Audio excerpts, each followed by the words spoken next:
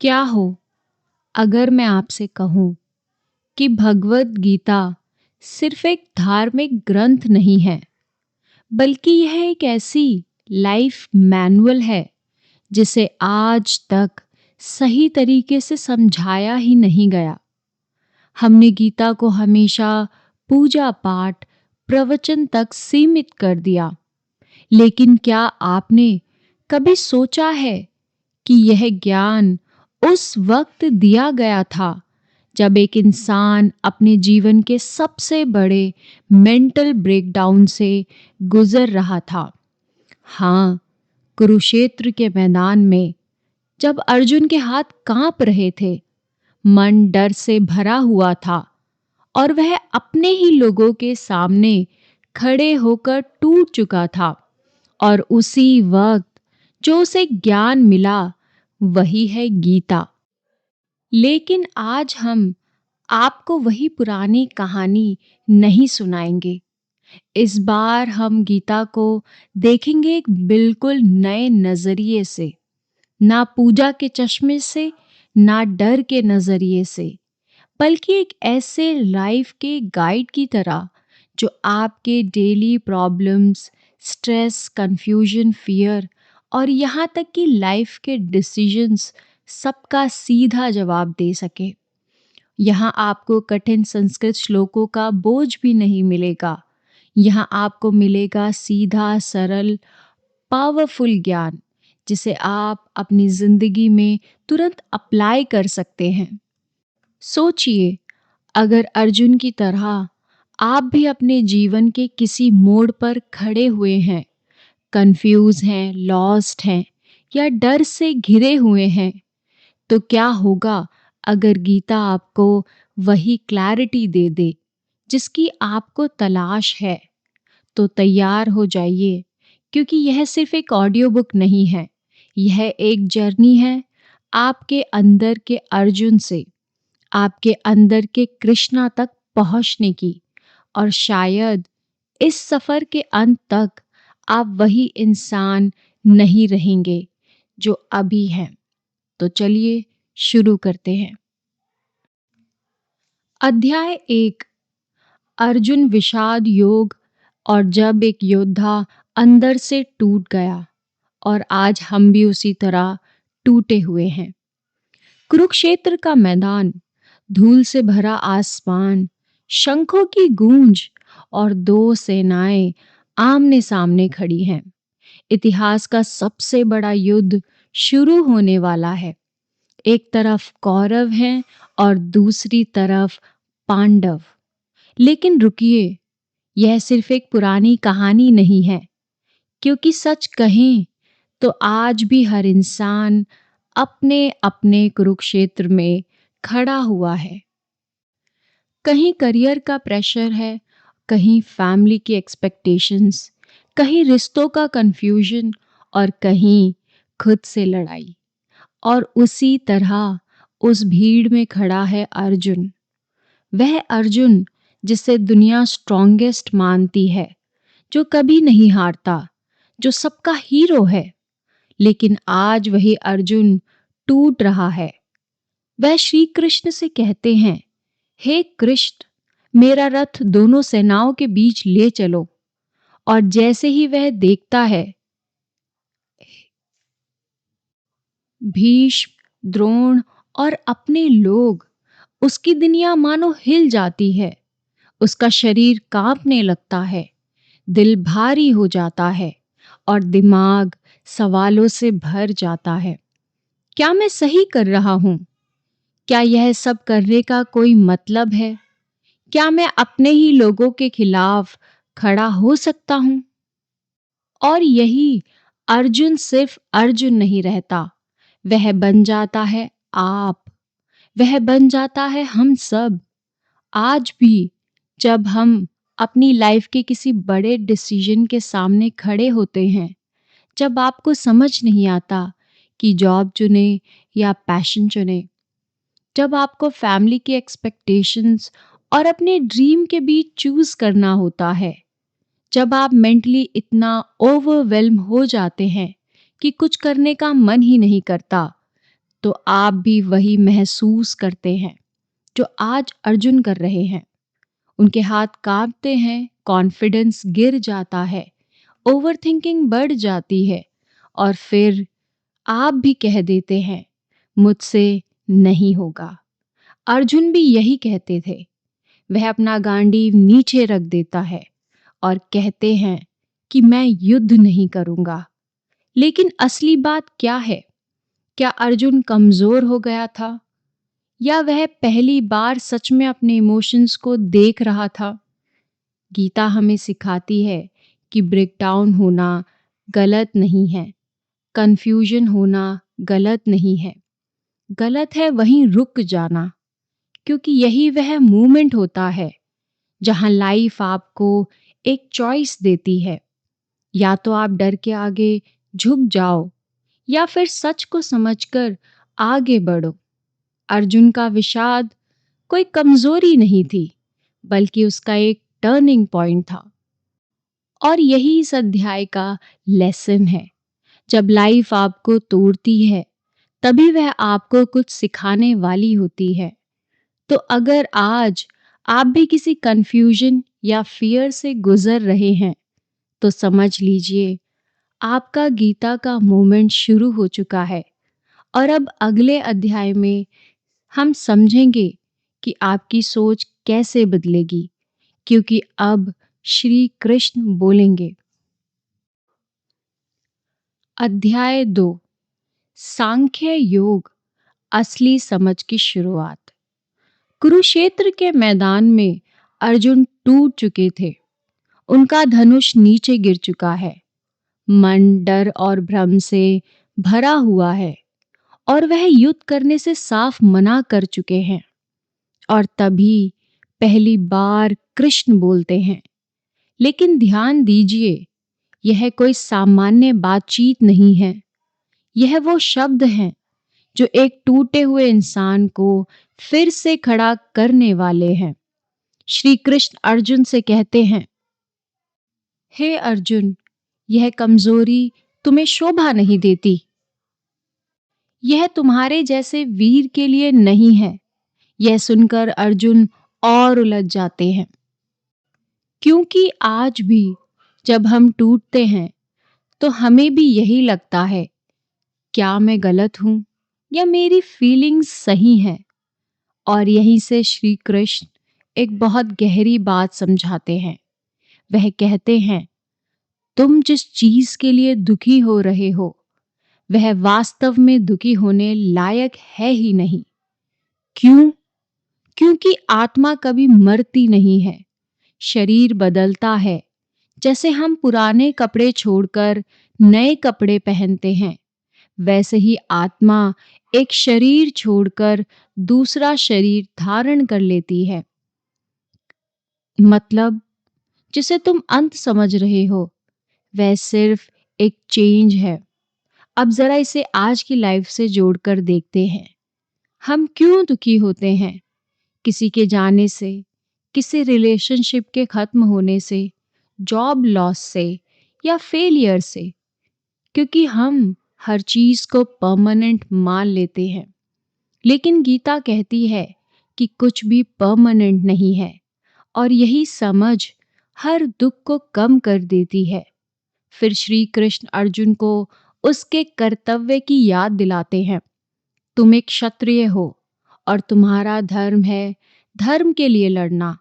आज के समय में भी हर इंसान का एक ही कर्तव्य है, एक स्टूडेंट का पढ़ना, एक प्रोफेशनल का ईमानदारी से काम करना, एक इंसान का सही से के लिए खड़ा होना ही सबसे बड़ा धर्म है।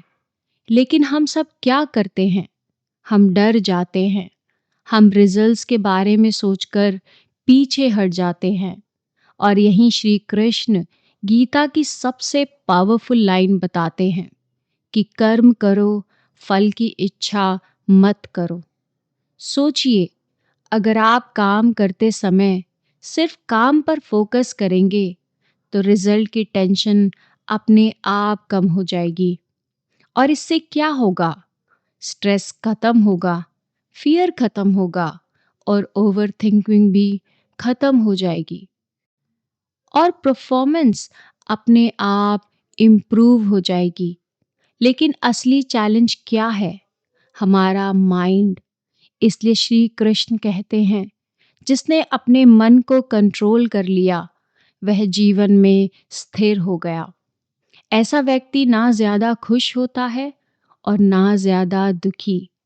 वह हर सिचुएशन में बैलेंस रहता है। और आज यही सबसे रेयर क्वालिटी है, क्योंकि आज का इंसान छोटी छोटी बातों से डिस्टर्ब होता है। कभी सोशल मीडिया के कंपेयर करता है, कभी लोगों की बातों से हर्ट होता है और कभी फ्यूचर की चिंता में प्रेजेंट को खराब कर देता है। लेकिन गीता हमें सिखाती है कि जो हुआ अच्छा हुआ, जो हो रहा है अच्छा हो रहा है, और जो होगा वह भी अच्छा ही होगा। लेकिन यह कोई ब्लाइंड बिलीफ नहीं है, यह एक माइंडसेट है जो आपको हर सिचुएशन में स्ट्रांग बनाता है।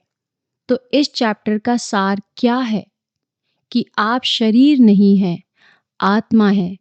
आपका काम है अपना कर्तव्य करना, और असली शांति तब आती है जब आप अपने माइंड को कंट्रोल करना सीख जाते हैं। और जब यह समझ अर्जुन को आती है, तो उसके अंदर कुछ बदलने लगता है। वह अभी भी पूरी तरह तैयार नहीं है, लेकिन अब वह सुनने के लिए तैयार है। और यही सबसे बड़ा स्टेप है, क्योंकि जब इंसान सीखने के लिए तैयार हो जाता है, तो उसकी जिंदगी बदलना शुरू हो जाती है। और अब अगले अध्याय में कृष्ण सिखाएंगे कि काम कैसे करना है बिना बंधन में फंसे। अध्याय 3, कर्म योग, यानी काम करो लेकिन बंधन में मत फंसो। कुरुक्षेत्र के मैदान में अर्जुन अब थोड़ा संभल चुके हैं। उसने आत्मा, कर्तव्य और संतुलन की बातें सुन ली हैं, लेकिन उनके मन में अभी भी एक बड़ा सवाल है। अगर ज्ञान इतना पावरफुल है, तो फिर मुझे इस युद्ध जैसे कठिन कर्म में क्यों धकेला जा रहा है? यह सवाल सिर्फ अर्जुन का नहीं है, आज भी हम यही पूछते हैं। अगर शांति चाहिए तो मैं काम क्यों करूं? अगर स्पिरिचुअल बनना है तो दुनिया से दूर क्यों नहीं चले जाऊं? और यहीं श्री कृष्ण एक बहुत बड़ा भ्रम तोड़ते हैं। वह कहते हैं कि कोई भी इंसान एक पल के लिए भी बिना कर्म किए नहीं रह सकता। मतलब, आप चाहे हैं या ना चाहें, आप कुछ करें या ना करें, सब कुछ एक कर्म है। सोचना भी एक कर्म है, चिंता करना भी एक कर्म है, कुछ ना करना भी एक तरह का कर्म है। तो सवाल ये नहीं है कि काम करें या ना करें, सवाल यह है कि काम कैसे करें। और यही है कर्म योग। श्री कृष्ण कहते हैं कि ऐसा कर्म करो जिसमें तुम्हारा स्वार्थ ना हो। लेकिन आज की दुनिया में क्या होता है? हम हर काम के पीछे कुछ चाहते हैं, पैसा, नाम, प्लेजर, वैलिडेशन। और जब हमें वह नहीं मिलता, तो फ्रस्ट्रेशन शुरू हो जाती है और यहीं से स्ट्रेस पैदा होता है। लेकिन कर्म योग कहता है कि काम को पूजा की तरह करो, ना कि सौदे की तरह।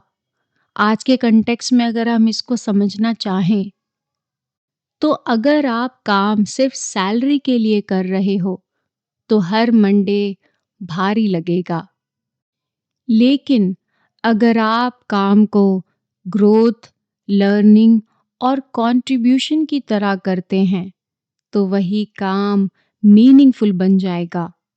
श्री कृष्ण एक और गहरी बात कहते हैं, जो लोग बिना आसक्ति के कर्म करते हैं, वही वास्तव में स्वतंत्र होते हैं, क्योंकि वे रिजल्ट के गुलाम नहीं होते। आज हम क्यों फंसे हुए महसूस करते हैं? क्योंकि हमारा मूड रिजल्ट पर डिपेंड करता है। सक्सेस मिला तो खुश, फेलियर मिला तो दुखी। लेकिन कर्म योग सिखाता है कि काम करो, लेकिन अपनी खुशी को रिजल्ट से मत जोड़ो।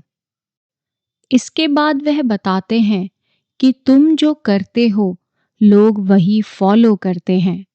मतलब आपका हर एक्शन सिर्फ आपका नहीं है। आप बिना जाने दूसरों को इन्फ्लुएंस कर रहे होते हो। आपका एटीट्यूड, आपकी ऑनेस्टी और आपका डिसिप्लिन सब किसी ना किसी को इम्पैक्ट कर रहा है। इसीलिए श्री कृष्ण कहते हैं, श्रेष्ठ व्यक्ति जैसा आचरण करता है, साधारण लोग भी वैसा ही करते हैं। तो सवाल यह है कि क्या आप एग्जाम्पल बन रहे हो या सिर्फ भीड़ का हिस्सा हो?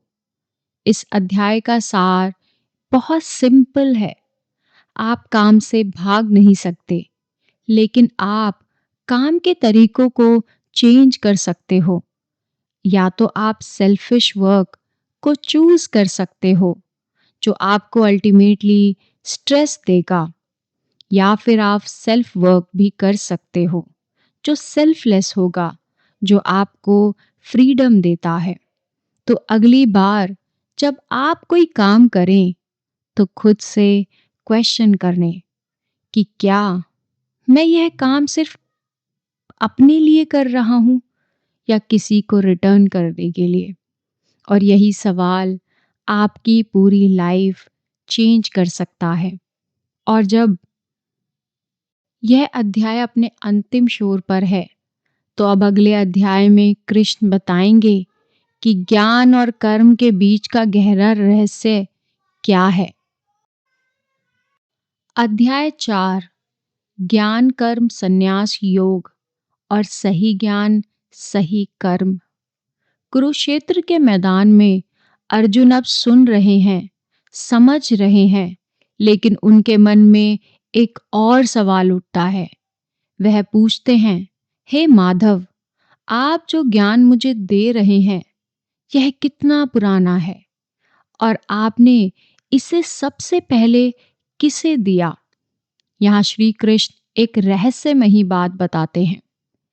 वह कहते हैं, मैंने यह ज्ञान सूर्य देव को दिया था और यह परंपरा से आगे बढ़ता आया है। अर्जुन हैरान हो जाते हैं, क्योंकि सामने खड़े कृष्ण उनके मित्र हैं। और फिर यह कैसे संभव है? और यहीं श्री कृष्ण अपने असली स्वरूप की एक झलक अर्जुन को देते हैं। मैं जन्म लेता हूँ, लेकिन मेरा जन्म सामान्य नहीं है। जब जब धर्म की हानि होती है और अधर्म बढ़ता है, तब तब मैं इस धरती पर आता हूँ। और यही वह प्रसिद्ध सत्य है कि धर्म की रक्षा के लिए ईश्वर हर युग में प्रकट होते हैं। अगर हम इसे आज के कंटेक्स्ट में समझें, तो हर बार भगवान किसी रूप में आए ये जरूरी नहीं है। लेकिन जब भी दुनिया में गलत बढ़ता जाता है, तब कोई ना कोई सही सोच, सही इंसान या सही मूवमेंट जरूर खड़ा होता है। मतलब साफ है कि सत्य कभी खत्म नहीं होता, वह बस रूप चेंज करता है। अब श्री कृष्ण ज्ञान और कर्म का असली कनेक्शन समझाते हैं। वह कहते हैं, सही ज्ञान के बिना किया गया कर्म आपको बांध देता है और ज्ञान के साथ किया गया कर्म आपको मुक्त करता है। आज हम क्या करते हैं? हम बिना समझे काम करते हैं, भीड़ को देखकर डिसीजन लेते हैं, लोगों को मार देते हैं, दूसरों की एक्सपेक्टेशंस के हिसाब से चलते हैं और फिर कहते हैं, मुझे सैटिस्फैक्शन नहीं मिल रहा। क्यों? क्योंकि वही ज्ञान नहीं है, वही कोई कर्म नहीं है। इसीलिए गीता कहती है कि पहले समझो फिर करो।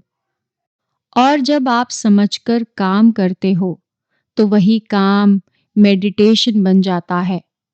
कृष्ण एक और पावरफुल कॉन्सेप्ट देते हैं। वह कहते हैं कि हर कर्म को एक यज्ञ की तरह करो। मतलब आप जो भी कर रहे हो वह सिर्फ अपने लिए नहीं करो, बल्कि एक बड़े पर्पस के लिए करना ज़रूरी है। अगर आज आप काम सिर्फ खुद के लिए करते हो, तो आप जल्दी थक जाओगे। लेकिन अगर आप काम किसी बड़े कारण के लिए करते हो या दूसरों के लिए करते हो, तो वही काम आपको एनर्जी देने लगता है। इसलिए श्री कृष्ण फिर से कहते हैं कि ज्ञान सबसे पावरफुल है, क्योंकि यह अज्ञान को जला देता है। जैसे आग लकड़ी को जला देती है, वैसे ही सही अंडरस्टैंडिंग आपके डाउट, फियर और कंफ्यूजन को खत्म कर देती है। आज हम क्यों फंसे हुए हैं? क्योंकि हमारे पास इंफॉर्मेशन तो बहुत है, लेकिन क्लैरिटी नहीं है, और गीता क्लैरिटी देती है। इस अध्याय का सबसे बड़ा लेसन है कि ब्लाइंड एक्शंस आपको थका देते हैं, लेकिन कॉन्शियस एक्शन आपको मुक्त करते हैं।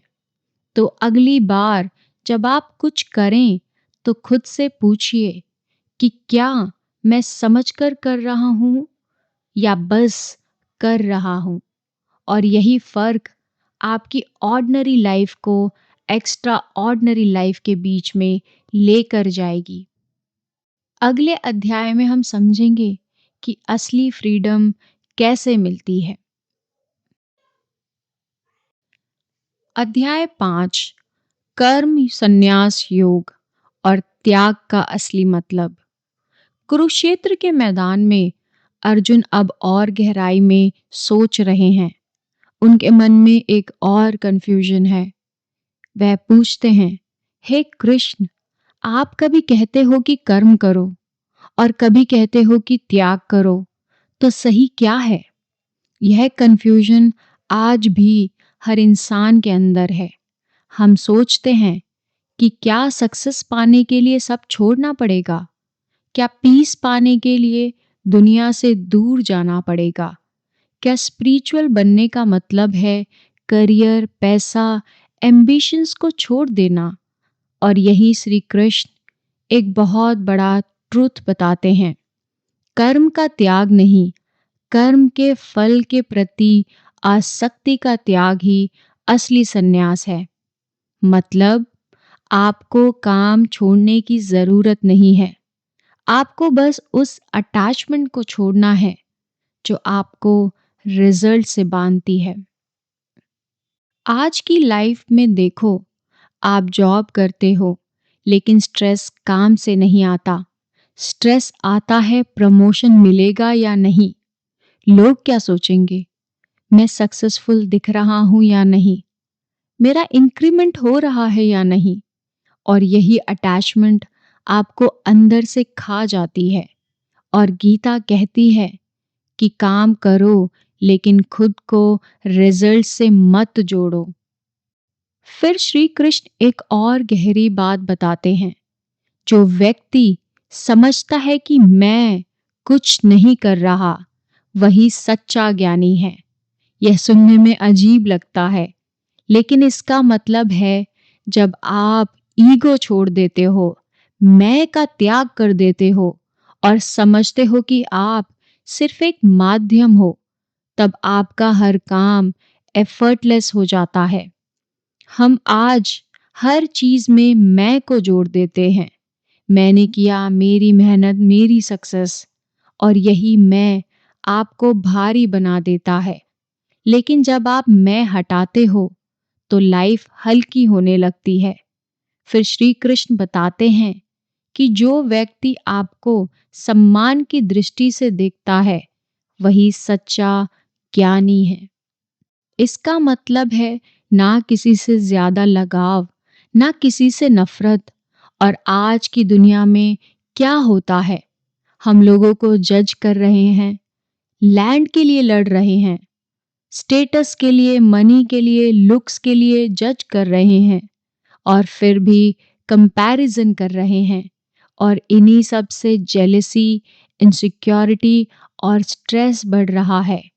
इसलिए गीता कहती है कि सब में वही एक ही आत्मा है। अगर आप यह समझ जाते हो तो आपका बिहेवियर चेंज हो जाता है, आपका एटीट्यूड चेंज हो जाता है और सबसे इम्पॉर्टेंट आपकी पीस वापस आ जाती है। और श्री कृष्ण फिर कहते हैं कि जो व्यक्ति अपने अंदर ही खुशी ढूंढ लेता है, उसे बाहर खुद खोजने की किसी भी चीज की जरूरत नहीं पड़ती। अगर आज हम हैप्पीनेस ढूंढ लेते हैं तो वह छिछली होती है, यानी सोशल मीडिया में, वैलिडेशन में, लग्जरी में या रिलेशनशिप में। लेकिन जितना आप उस खुशी को बाहर ढूंढते हैं, उतना ही खालीपन महसूस करते हैं, क्योंकि असली हैप्पीनेस आपके अंदर है। और इस अध्याय का सार बहुत क्लियर है।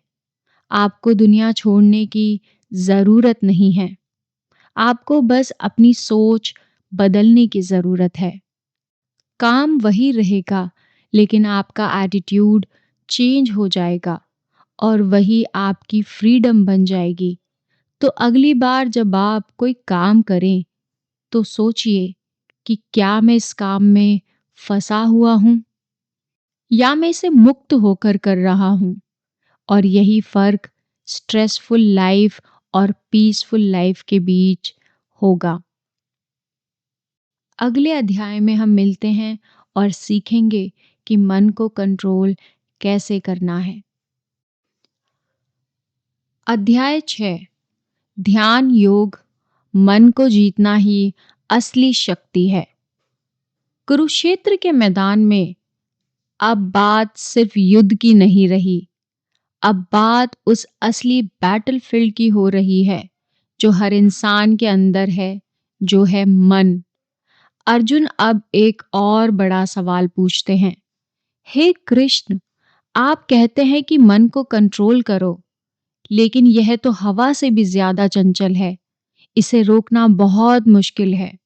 और सच कहें तो यह सवाल सिर्फ अर्जुन का नहीं है, आज हर इंसान यही स्ट्रगल कर रहा है। फोकस नहीं बनता, माइंड बार बार भटकता है, ओवरथिंकिंग रुकती ही नहीं है, एंजाइटी, डिस्ट्रैक्शन हर जगह मौजूद है।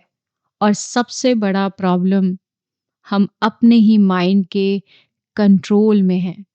और श्री कृष्ण इस बात को मानते हैं। वो कहते हैं कि हाँ, मन बहुत चंचल है, लेकिन प्रैक्टिस और वैराग्य यानी डिटैचमेंट से इसे कंट्रोल किया जा सकता है। मतलब इसका कोई शॉर्टकट नहीं है, कोई मैजिक ट्रिक नहीं है, कंसिस्टेंसी ही सॉल्यूशन है। आज हम क्या चाहते हैं? Instant focus, instant result. लेकिन माइंड एक मसल की तरह है, हम इसे जितना ट्रेन करेंगे उतना ही स्टेबल होंगे। फिर श्री कृष्ण ध्यान की बात करते हैं। वह कहते हैं कि एक शांत जगह पर बैठो, अपने शरीर और माइंड को स्थिर रखो और ध्यान को एक पॉइंट पर टिकाओ। लेकिन ध्यान का मतलब सिर्फ आंखें बंद करके बैठना नहीं है। ध्यान का असली मतलब है अपने माइंड को प्रेजेंट में लाना। आज हम कहाँ जी रहे हैं?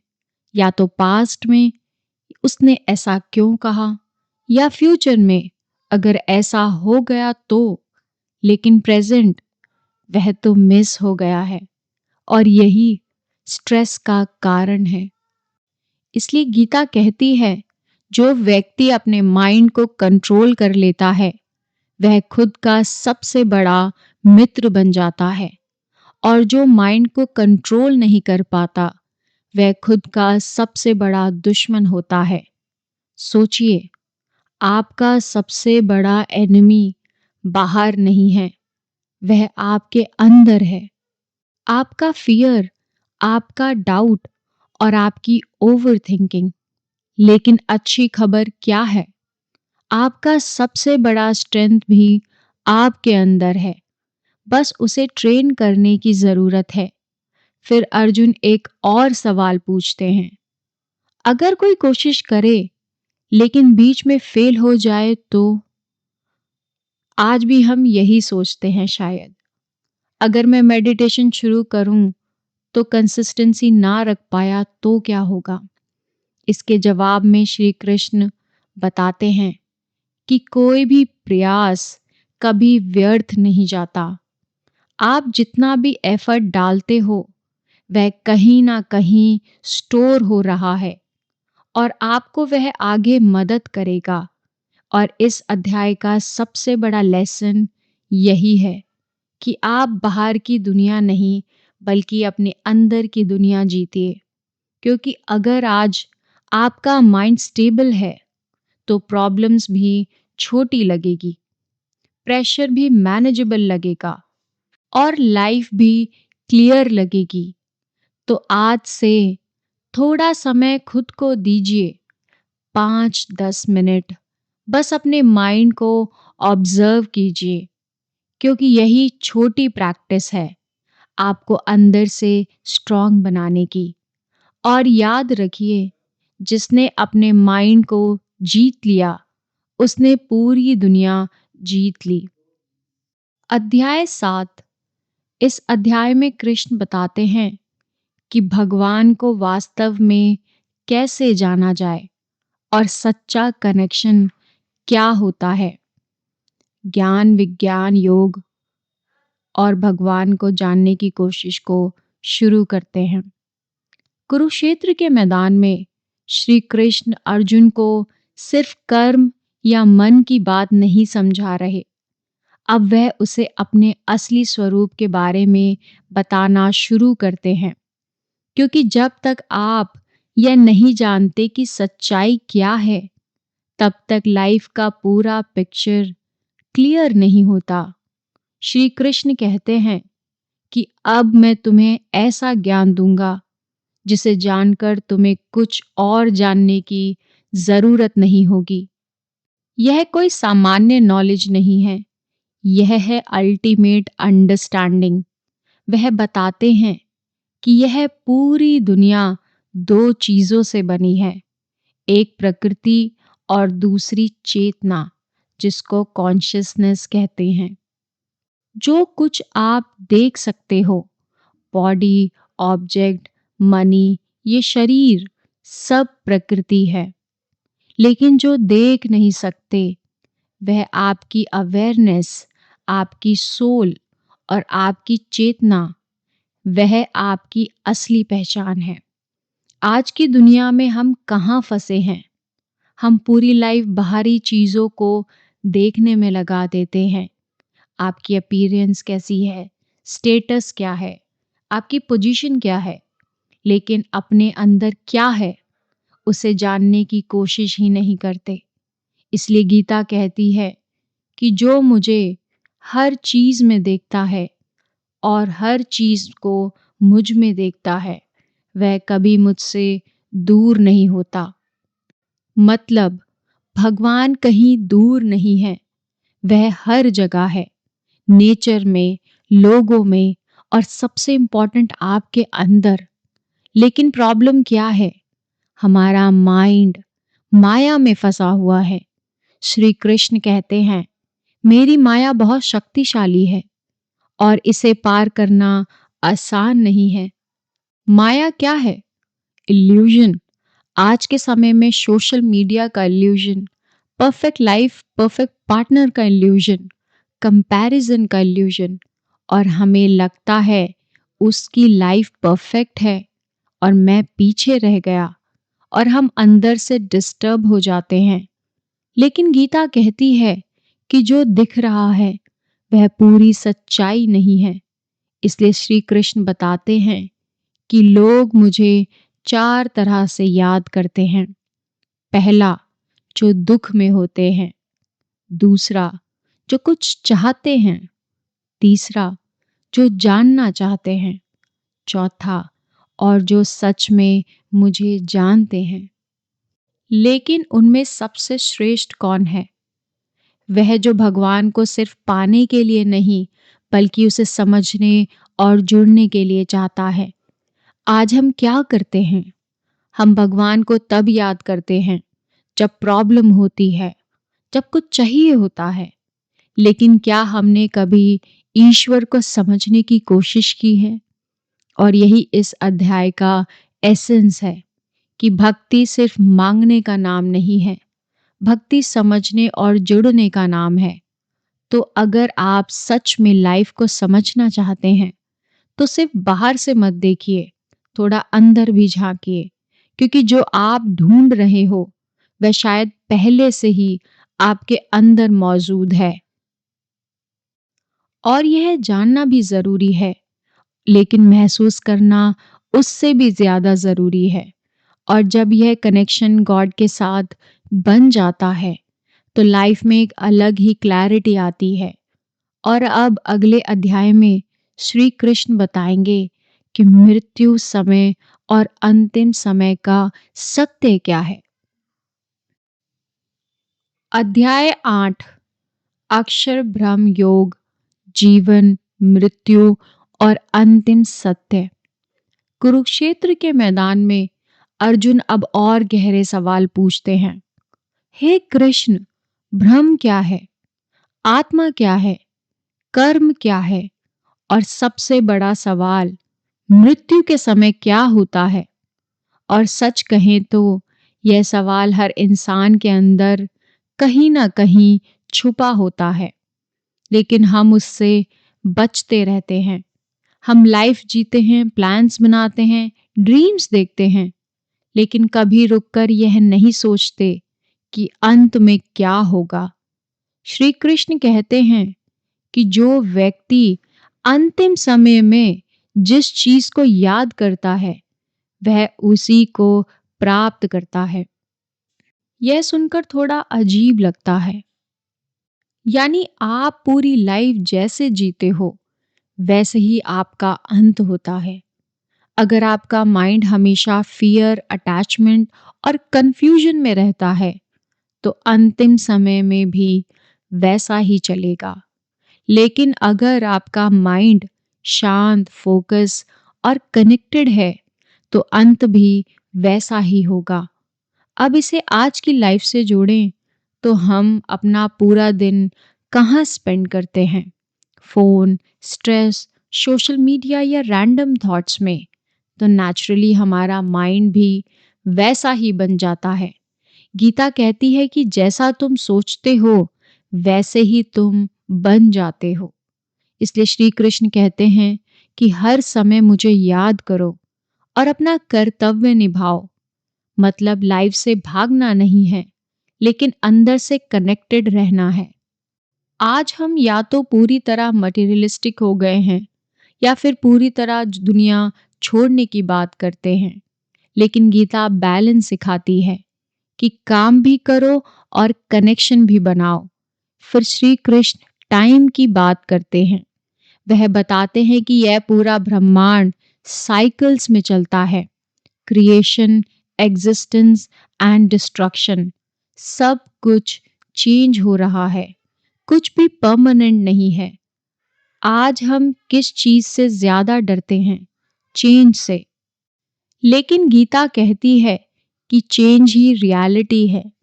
अगर आप इसे एक्सेप्ट कर लेते हैं, तो लाइफ आसान हो जाती है। फिर श्री कृष्ण दो पाथ्स बताते हैं। एक पाथ जो आपको फिर से जन्म के साइकिल में ले जाता है, और दूसरा जो आपको इस साइकिल से मुक्त कर देता है। और यह साइकिल डिसाइड करता है आपका कॉन्शियसनेस, आपका फोकस और आपका वे ऑफ लिविंग। और इस अध्याय का सबसे पावरफुल लेसन यही है कि आप जैसा सोचते हैं, वैसे ही आपकी लाइफ बनती है और वैसा ही आपका अंत होता है। तो अगर आप चाहते हैं कि आपकी लाइफ पीसफुल, क्लियर और फियरलेस हो, तो अभी से अपने थॉट्स को चेंज करना शुरू कीजिए, क्योंकि अंत में आप वही बनते हैं जिसे आप बार बार सोचते हैं। अध्याय 9, राज विद्या, राज योग और सबसे गुप्त और सबसे सरल सत्य। कुरुक्षेत्र के मैदान में अब श्री कृष्ण अर्जुन से कहते हैं कि अब मैं तुम्हें सबसे गुप्त ज्ञान बताने जा रहा हूँ, जो सबसे पवित्र है, सबसे आसान है और सीधे अनुभव किया जा सकता है। ध्यान दीजिए, इतना पावरफुल ज्ञान और फिर भी आसान। और यही इस अध्याय की खास बात है। श्री कृष्ण कहते हैं कि पूरा संसार मुझसे ही बना है, सब कुछ मुझ में है, लेकिन मैं उनसे बंधा हुआ नहीं हूँ। मतलब भगवान हर जगह है, हर चीज में है, लेकिन किसी एक चीज तक सीमित नहीं है। अब इसे आज की लाइफ से जोड़कर समझते हैं। हम सोचते हैं कि भगवान सिर्फ मंदिर में है या पूजा में है, लेकिन गीता कहती है कि भगवान हर जगह है, आपके काम में, आपकी सोच में, आपके हर एक्सपीरियंस में। फिर श्री कृष्ण एक बहुत सिंपल और लाइफ चेंजिंग बात कहते हैं कि अगर कोई मुझे सच्चे दिल से याद करता है तो मैं उसे स्वीकार करता हूँ, चाहे वह कोई भी हो। उनके लिए ना कास्ट मैटर करती है, ना स्टेटस, ना पास्ट मिस्टेक्स। बस एक चीज मैटर करती है, जो है इंटेंशन। आज हम क्या करते हैं? हम सोचते हैं कि मैं परफेक्ट नहीं हूँ, मैंने गलतियां की हैं, क्या भगवान मुझे एक्सेप्ट करेंगे? लेकिन गीता कहती है कि अगर आपका दिल साफ है तो आप ऑलरेडी कनेक्टेड हैं। फिर श्री कृष्ण भक्ति को रीडिफाइन करते हैं। भक्ति का मतलब सिर्फ पूजा करना नहीं है। भक्ति का मतलब है हर काम को भगवान को समर्पित करना। मतलब आप जो भी कर रहे हो, अगर आप उसे अवेयरनेस और सिंसेरिटी से करते हो तो वही भक्ति बन जाती है। आज हम क्या करते हैं? काम अलग, स्पिरिचुअलिटी अलग, लेकिन गीता कहती है दोनों अलग नहीं है। आपका डेली लाइफ ही आपकी स्पिरिचुअलिटी है। श्री कृष्ण कहते हैं कि मैं सबका समान हूँ, ना किसी से नफरत, ना किसी से विशेष लगाव रखता हूँ, लेकिन जो मुझे सच्चे दिल से याद करता है, मैं उसके और करीब हो जाता हूँ। यहाँ एक डीप ट्रुथ छुपा हुआ है। भगवान दूर नहीं है, हम खुद दूर हो जाते हैं। जब हम ईगो, डाउट, नेगेटिविटी और धर्म के नाम पर राजनीति में फंस जाते हैं तो कनेक्शन वीक हो जाता है। लेकिन जैसे ही आप सिंसैरिटी से जुड़ते हो तो कनेक्शन वापस आ जाता है। और इस अध्याय का सार यही है कि सबसे बड़ा ज्ञान ही सबसे सिंपल है। आपको कुछ स्पेशल बनने की ज़रूरत नहीं है, आपको बस रियल बनने की ज़रूरत है। तो आज से अपने हर काम को थोड़ा अवेयरनेस के साथ कीजिए, थोड़ा ग्रैटिट्यूड के साथ कीजिए और देखिए कैसे आपकी नॉर्मल लाइफ एक स्पिरिचुअल जर्नी बन जाएगी। आगे अध्याय में हम समझेंगे और श्री कृष्ण दिखाएंगे अपनी शक्ति और प्रेजेंस हर जगह कैसे है। अध्याय 10, विभूति योग और हर जगह उसी की झलक। कुरुक्षेत्र के मैदान में अर्जुन अब पूरी तरह सुन रहे हैं। उनका मन अब खुल चुका है और वह श्री कृष्ण से कहते हैं कि हे माधव, मैं आपको समझना चाहता हूँ। मैं आपको हर जगह कैसे पहचानूं? यह सवाल बहुत गहरा है, क्योंकि आज भी हम यही सोचते हैं कि भगवान कहाँ है, भगवान को कैसे महसूस करना है। और यही श्री कृष्ण एक अद्भुत तरीका बताते हैं कि मैं तुम्हें अपनी विभूतियां बताता हूँ।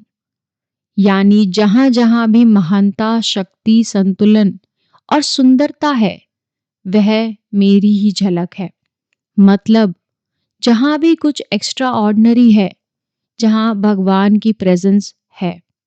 कृष्ण कहते हैं कि मैं सूरज की रोशनी में हूँ, चांद की शीतलता में हूँ, अग्नि की ऊर्जा में हूँ।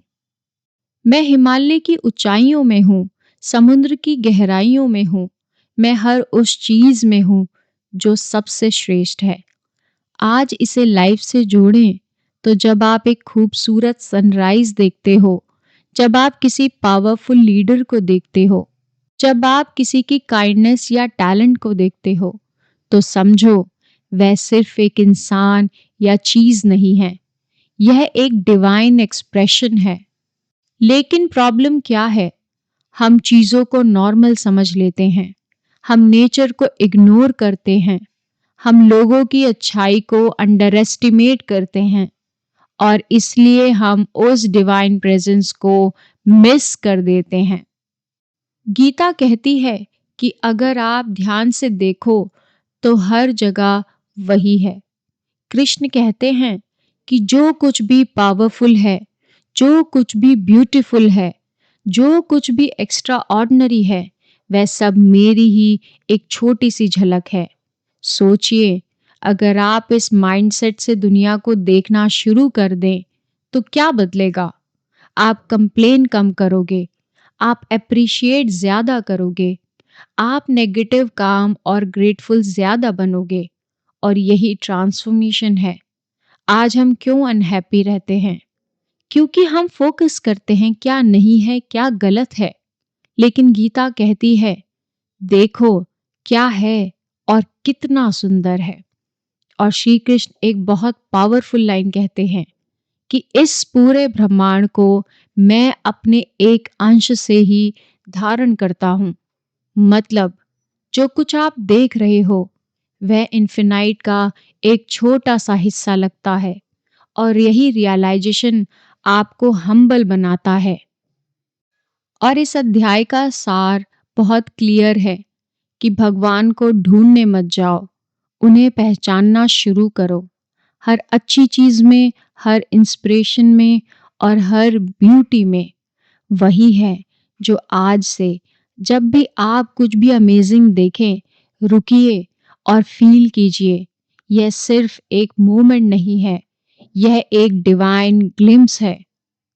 और अब अगले अध्याय में अर्जुन सिर्फ समझेंगे नहीं, अब वह देखेंगे भगवान का विराट रूप। अध्याय 11, विश्व रूप दर्शन योग। जब अर्जुन ने सच्चाई देखी। कुरुक्षेत्र के मैदान में अर्जुन अब सिर्फ सुन नहीं रहे, अब वह देखना चाहते हैं। वह श्री कृष्ण से कहते हैं कि हे माधव, आप जैसे खुद को बता रहे हैं, मैं उस रूप को देखना चाहता हूँ। यह एक बहुत बड़ा मोमेंट है, क्योंकि अब तक जो भी था वह ज्ञान था, लेकिन अब अर्जुन एक्सपीरियंस करना चाहते हैं।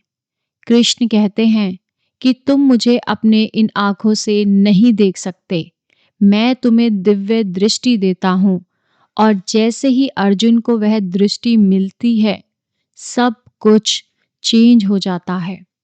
वह जो देखता है वह शब्दों में बताना मुश्किल हो जाता है। एक ही रूप में अनगिनत चेहरे, अनगिनत आंखें, अनगिनत रूप, पूरा ब्रह्मांड एक ही शरीर में समाया हुआ है। सूरज, चांद उसकी आंखें हैं, अग्नि उसकी ऊर्जा है, और हर दिशा में वही फैला हुआ है। अर्जुन देखते हैं सभी योद्धा समय के साथ उस विराट रूप में प्रवेश कर रहे हैं, जैसे सब कुछ पहले से ही तय हो। और तभी श्री कृष्ण कहते हैं कि मैं समय हूं जो सबको नष्ट करता है। यह सुनकर अर्जुन कांप उठते हैं, क्योंकि अब उसे समझ आता है कि यह युद्ध, यह लाइफ, यह सब एक बहुत बड़े प्लान का हिस्सा है। अब इसे आज की लाइफ से जोड़ें। हम क्या सोचते हैं? सब कुछ मेरे कंट्रोल में है, मैं ही सब कुछ कर रहा हूं। लेकिन गीता कहती है आप कंट्रोल में नहीं हैं, आप फ्लो का हिस्सा हैं। समय सब कुछ बदल रहा है, लोग आ जा रहे हैं, सिचुएशन चेंज हो रही है, और हम बस उस जर्नी का हिस्सा हैं। फिर अर्जुन डर जाता है और कहता है, हे माधव, मैं इस रूप को देखकर घबरा गया हूँ, कृपया अपने उस शांत स्वरूप में वापस आ जाइए। और श्री कृष्ण अपने वास्तविक स्वरूप में वापस आ जाते हैं। यहाँ एक बहुत डीप लेसन मिलता है। सच्चाई बहुत विशाल होती है और हर कोई उसे एक साथ संभाल नहीं सकता। इसीलिए लाइफ हमें धीरे धीरे समझाती है। इस अध्याय से हम समझ सकते हैं कि आप सब कुछ कंट्रोल नहीं कर सकते, लेकिन आप अपना रोल निभा सकते हैं। अर्जुन को यह समझ आता है कि वह सिर्फ एक इंस्ट्रूमेंट है, उसे बस अपना कर्तव्य करना है। आज भी युद्ध के दौरान हम हर चीज को कंट्रोल करने की कोशिश करते हैं, फ्यूचर, पीपल, यहाँ तक कि रिजल्ट्स को भी, और इसी में स्ट्रेस क्रिएट होता है। लेकिन अगर आप समझ जाएं कि आप फ्लो का हिस्सा हो और आपका काम है अपना बेस्ट देना, तो लाइफ लाइफ इजी हो जाएगी। और अगली बार जब आपको लगे सब कुछ मेरे कंट्रोल में होना चाहिए, तो खुद से कहिए कि मैं सिर्फ अपना रोल प्ले कर रहा हूँ, बाकी समय सब और यूनिवर्स साथ में काम कर रही हैं। और अब अगले अध्याय में कृष्ण बताएंगे सबसे आसान रास्ता।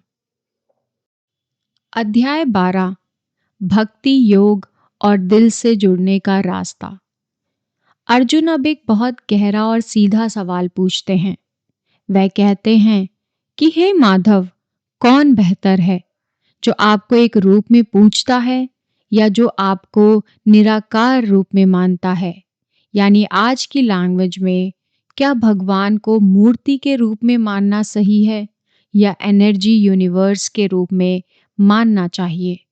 श्री कृष्ण का जवाब बहुत सुंदर और बैलेंस होता है।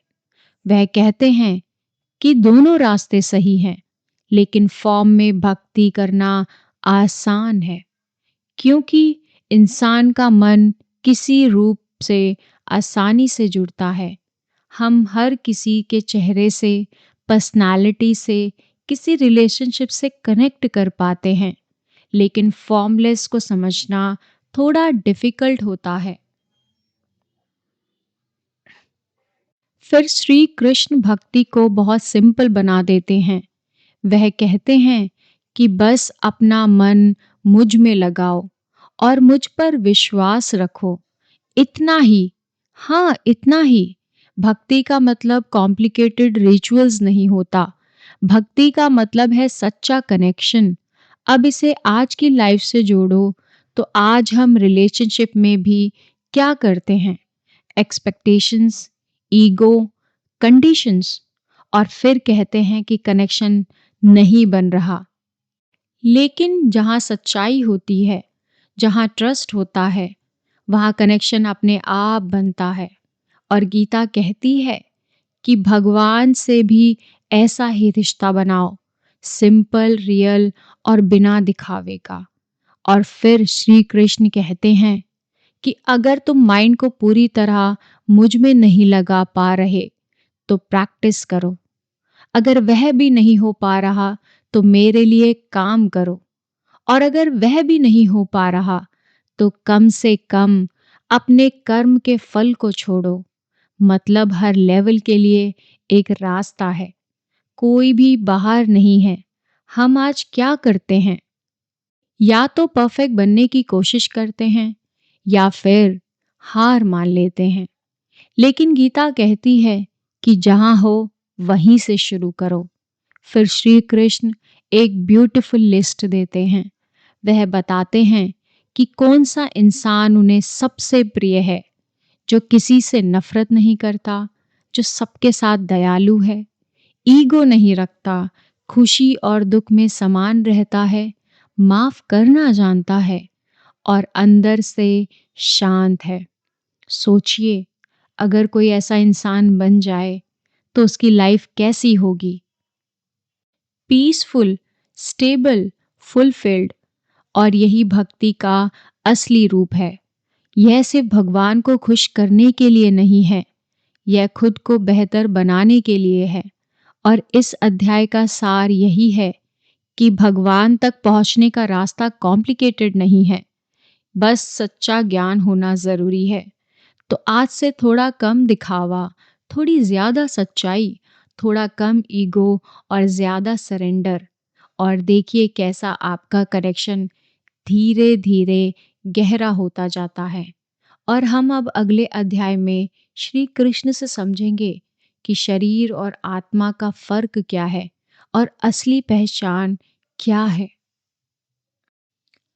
अध्याय 13, क्षेत्र क्षेत्रज विभाग योग। आप कौन हैं, सच में क्या हैं? अब श्री कृष्ण अर्जुन को सबसे इम्पोर्टेंट सवाल की तरफ लेकर जाते हैं। वह पूछते हैं कि तुम कौन हो? ना आपका नाम, पहचान, ना आपका काम, बल्कि आपकी असली पहचान क्या है?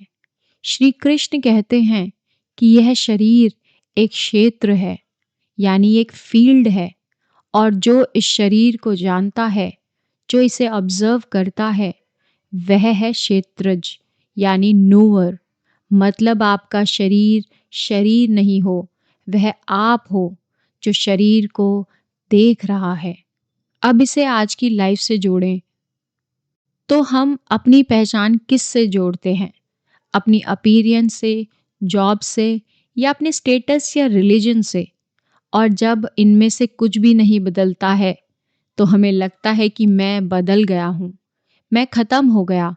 लेकिन गीता कहती है कि आप इन सब से अलग हो। आप वह हो जो इन सब को एक्सपीरियंस कर रहा है। जैसे आप कहते हो मेरा शरीर थक गया है, मतलब आप शरीर नहीं हो, आप उससे अलग हो। और यही रियलाइजेशन आपके अंदर से फ्री करता है। और श्री कृष्ण ज्ञान को डिफाइन करते हैं। वह कहते हैं कि सच्चा ज्ञान क्या है? विनम्रता, ईगो ना होना, अटैचमेंट का कम होना, सच्चाई की खोज होना। मतलब नॉलेज सिर्फ इंफॉर्मेशन नहीं है, नॉलेज एक माइंडसेट है। आज हम क्या करते हैं? हम फैक्ट्स को इकट्ठा करते हैं, डिग्रीज लेते हैं, लेकिन अंदर से ईगो बढ़ता है, कंपैरिजन, कंफ्यूजन बढ़ता है। तो वह असली ज्ञान नहीं है। गीता कहती है कि जो आपको हम्बल बनाए वही सच्चा ज्ञान है। फिर श्री कृष्ण कहते हैं कि यह पूरी दुनिया प्रकृति और पुरुष से बनी है। प्रकृति जो बदलती रहती है, पुरुष जो स्थिर है, जो देखता है। मतलब आपका शरीर, इमोशंस जो सब बदल रहे हैं, लेकिन आपके अंदर एक ऑब्जर्वर है जो हमेशा सेम होता है। तो आप समझोगे कि थॉट्स आ रहे हैं, जा रहे हैं, लेकिन आप वही हो जो उन्हें देख रहा है। और यही फ्रीडम है। आप वह नहीं हो जो आप सोचते हो, आप वह हो जो सोच को देख रहा है। अगर आप यह समझ जाते हो तो फियर, अटैचमेंट एंड सब क्लैरिटीज क्लियर हो जाएंगी। तो आज से आज भी कोई स्ट्रॉन्ग इमोशनल आए तो रुक कर खुद से पूछिए, क्या मैं यह हूँ? क्या इसे मैं देख रहा हूँ?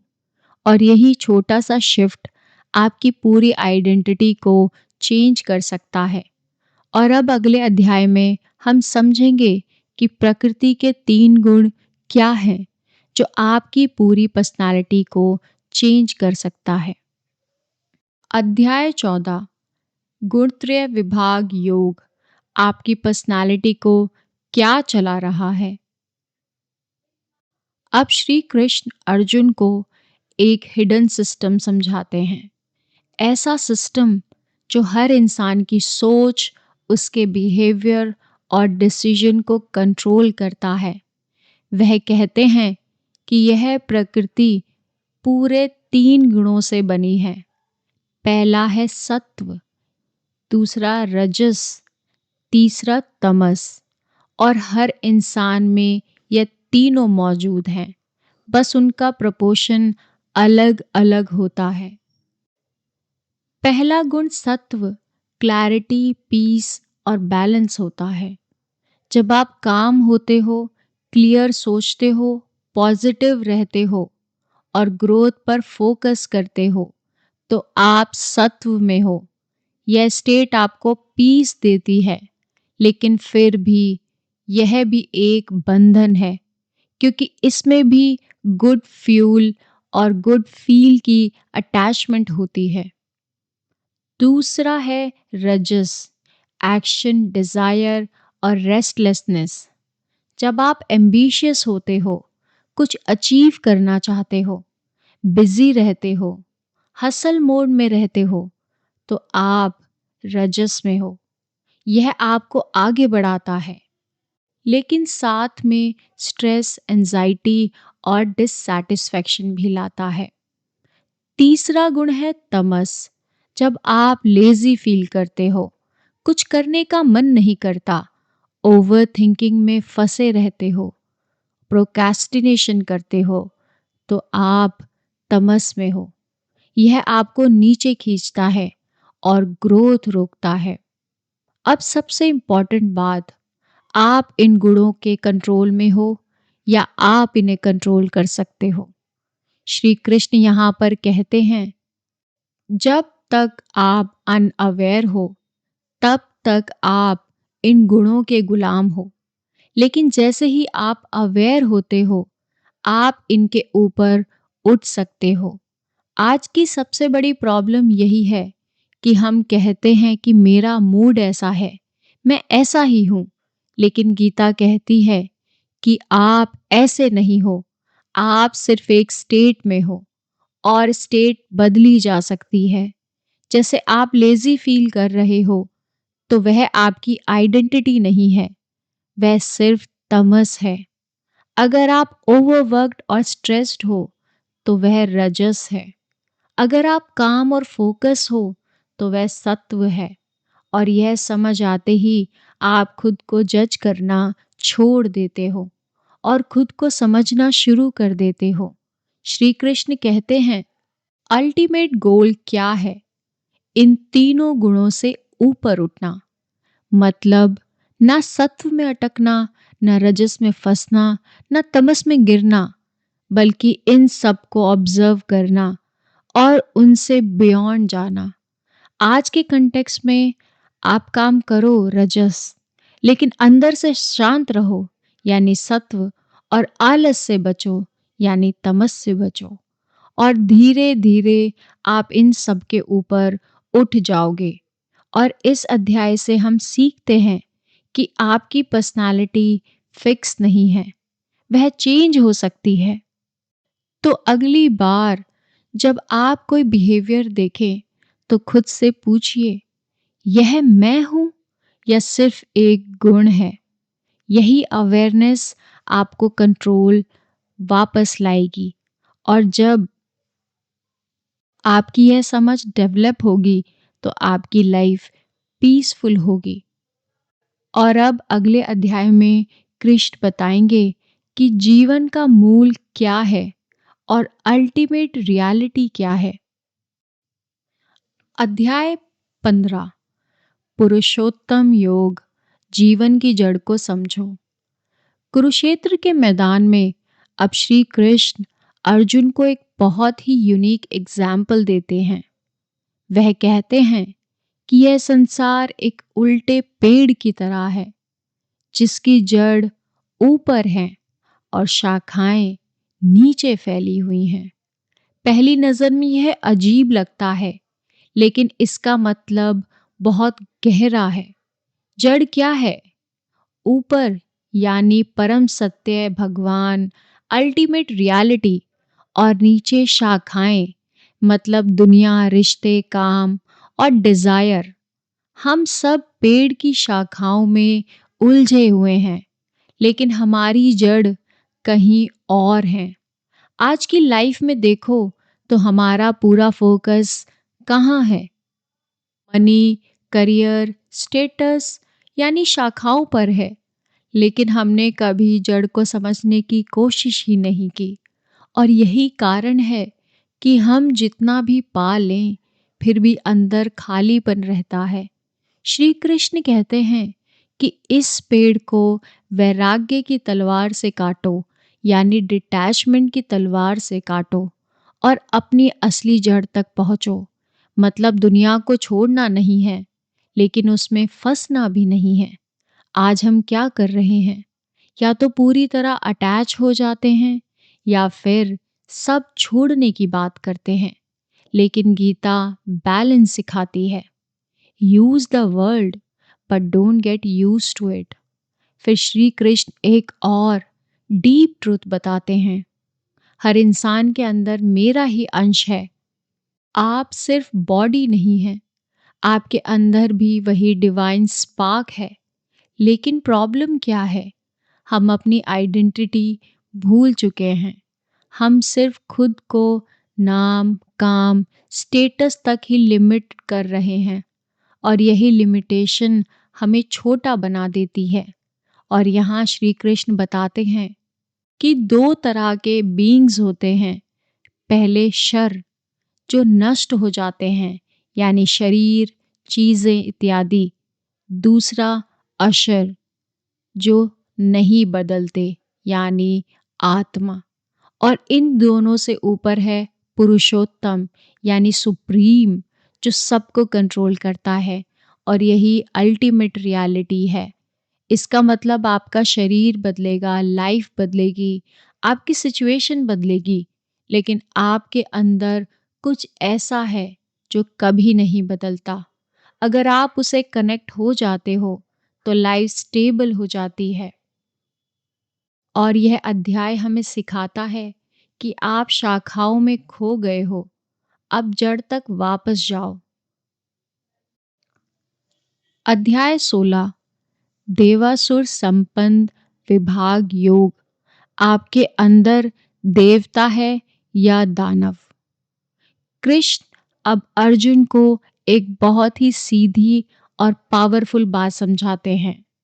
हर इंसान के अंदर दो तरह की प्रवृत्तियां होती हैं, एक डिवाइन और एक डिमोनिक, यानी असुरी। यह कोई मेथोडोलॉजी या माइथोलॉजी का कॉन्सेप्ट नहीं है, यह आपके डेली बिहेवियर की बात है। अब सवाल है, आपके अंदर कौन ज्यादा स्ट्रांग है?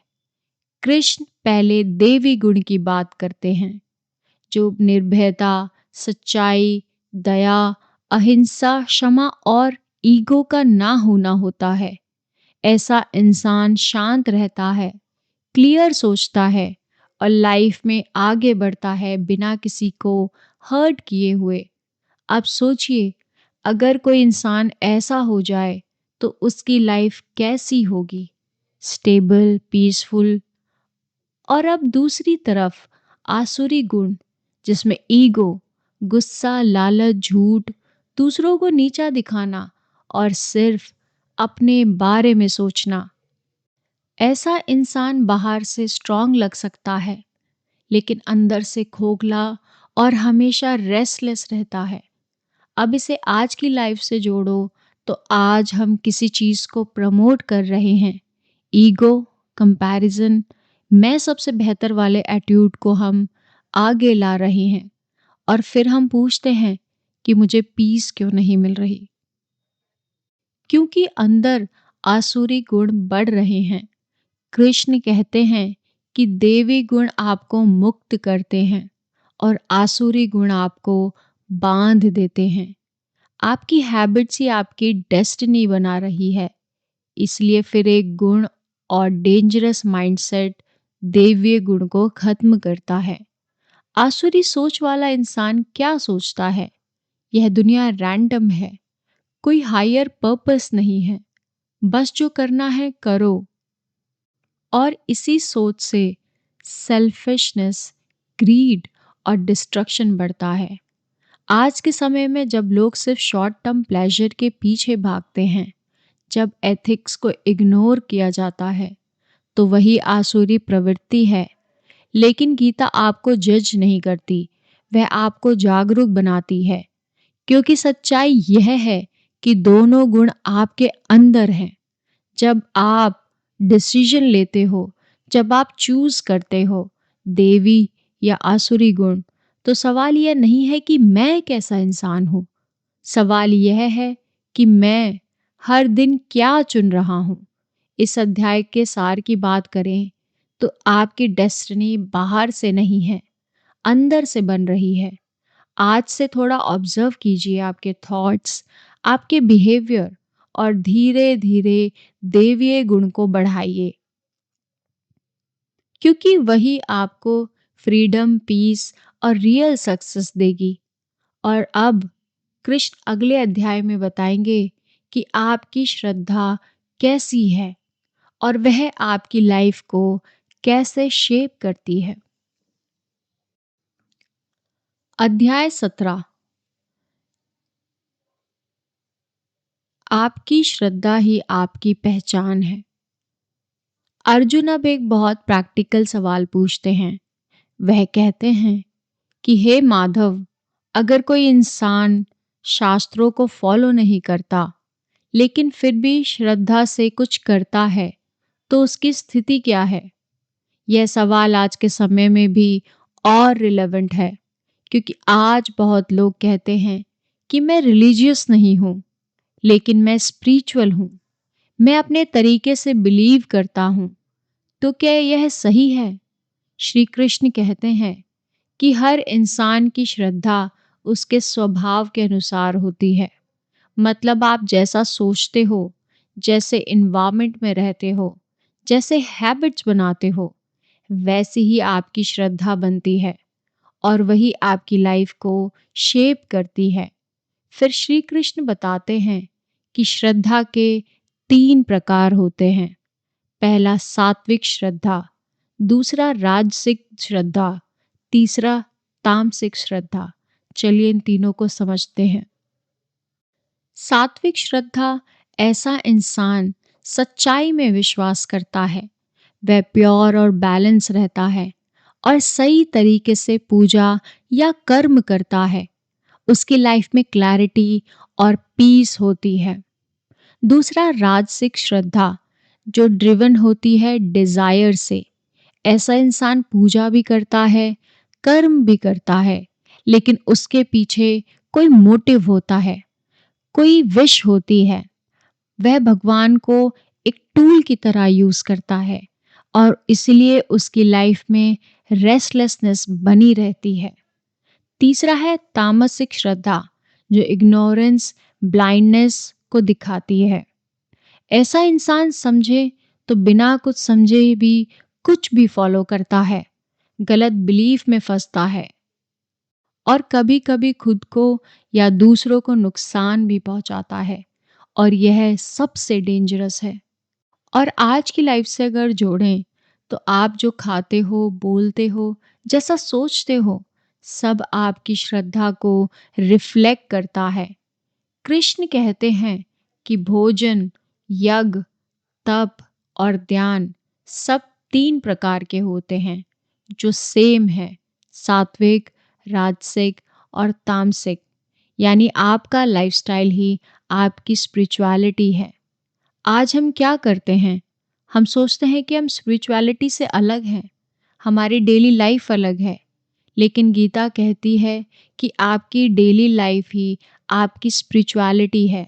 आप क्या खाते हो, कैसे बोलते हो, कैसे बिहेव करते हो, वही आपकी श्रद्धा को डिफाइन करता है। फिर श्री कृष्ण एक पावरफुल मंत्र बताते हैं, ओम तत्सत। यह 3 शब्द रिप्रेजेंट करते हैं सच्चाई, प्योरिटी और अल्टीमेट रियलिटी को। मतलब जो भी करो उसे ट्रुथ और सिंसेरिटी से करो। इसलिए आप जैसा बिलीव करते हो वैसी ही आपकी लाइफ बनती है। तो आज से अपनी श्रद्धा को ऑब्जर्व करो, क्या वह आपको ग्रो कर रही है या आपको लिमिट कर रही है? क्योंकि अंत में आपके बिलीफ ही आपकी रियलिटी बन जाती है। और अब आखिरी अध्याय में कृष्ण ज्ञान देंगे और बताएंगे कि पूरी गीता का अल्टीमेट सार क्या है। अध्याय 18। मोक्ष, संन्यास, योग, अंत नहीं, एक नई शुरुआत है। अब सब कुछ क्लियर होने वाला है। अर्जुन, जो पहले कंफ्यूज था, डर से भरा हुआ था, वह पूरी गीता सुन चुका है और अब श्री कृष्ण उसे पूरी टीचिंग का सार देते हैं। सबसे पहले वह त्याग और संन्यास को क्लियर करते हैं। संन्यास गलत कर्मों का त्याग है और त्याग कर्म के फल की आसक्ति का त्याग है। मतलब काम छोड़ना नहीं है, बस उसके रिजल्ट से चिपकना नहीं है। फिर श्री कृष्ण बताते हैं कि हर कर्म के पीछे 5 कारण होते हैं, जो है शरीर, कर्ता, इंद्रियां, प्रयास और देव। मतलब आप अकेले सब कुछ नहीं कर रहे, बहुत सारी फोर्सेस मिलकर रिजल्ट क्रिएट कर रही हैं। तो फिर ईगो क्यों है? आज हम क्या करते हैं? सक्सेस मिली, मैंने किया, फेलियर मिला, मेरे साथ ही हुआ। लेकिन गीता कहती है आप एफर्ट्स के मालिक हो, रिजल्ट के नहीं। फिर श्री कृष्ण नॉलेज, एक्शन और कर्ता के 3 पार्ट्स में डिवाइड करते हैं, जो है सात्विक, राजसिक और तामसिक। मतलब हर चीज का लेवल सेम होता है। आप कैसे सोचते हो, आप कैसे काम करते हो और किस इंटेंशन से करते हो, और यही आपकी क्वालिटी डिसाइड करती है। फिर वह स्वधर्म की बात करते हैं। दूसरे का परफेक्ट काम करने से बेहतर है अपना इम्परफेक्ट काम करना। यह बहुत पावरफुल है। आज हम क्या करते हैं? कंपैरिजन, कॉपी, दूसरों जैसा बनने की कोशिश, और फिर कंफ्यूज हो जाते हैं। लेकिन गीता कहती है अपना पाथ चूज करो, चाहे वह परफेक्ट ना भी हो। फिर आता है कि सबसे फेमस और सबसे पावरफुल मैसेज है।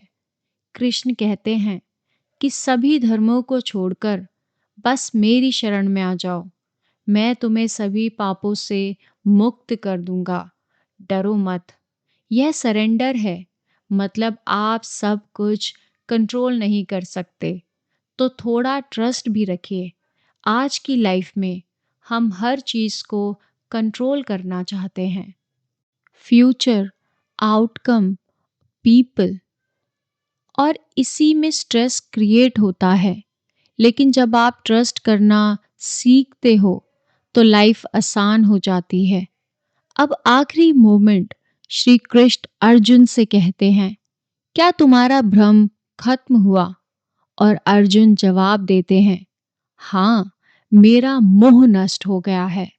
अब मैं क्लियर हूँ और मैं अपना कर्तव्य निभाऊंगा।